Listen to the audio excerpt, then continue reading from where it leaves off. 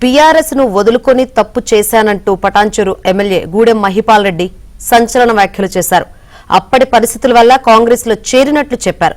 కాంగ్రెస్ లో ఇసుమంతైన లాభం జరగలేదన్నారు. నియోజకవర్గానికి ఎలాంటి మేలు జరగలేదన్నారు.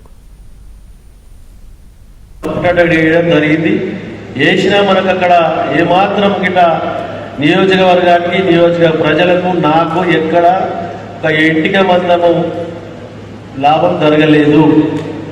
అన్ని కోర్టు ద్వారానే చూసుకుంటా ఉన్నాం. కాబట్టి అందుకే ఆలోచన చేసి ఈరోజు కన్న తల్లిదండ్రులను మరవకుండా 3 సార్లు నాకు టికెట్ ఇచ్చి మీ అందరి ఆశీర్వాదంతో బీఆర్ఎస్ పార్టీ మీద గెలిచినాం. కాబట్టి రేపు మనకందరూ మీరందరూ కష్టపడి చేసిరు, మున్సిపాలిటీలు చేసిరు, నియోజకవర్గ స్థాయిలో ప్రజలందరూ చేసిరు. ఇప్పుడు 5 మున్సిపాలిటీలలో 104 మంది కౌన్సిలర్లు ఉన్నారు. 5 మున్సిపాలిటీలలో 104 మంది కౌన్సిలర్లు బట్టి ఒక అడుగు తప్పుటట్టు వేయడం జరిగింది. వేసినా మనకు అక్కడ ఏమాత్రం గిట్ట నియోజకవర్గానికి నియోజక ప్రజలకు నాకు ఎక్కడ ఒక ఇంటికి మందము లాభం జరగలేదు.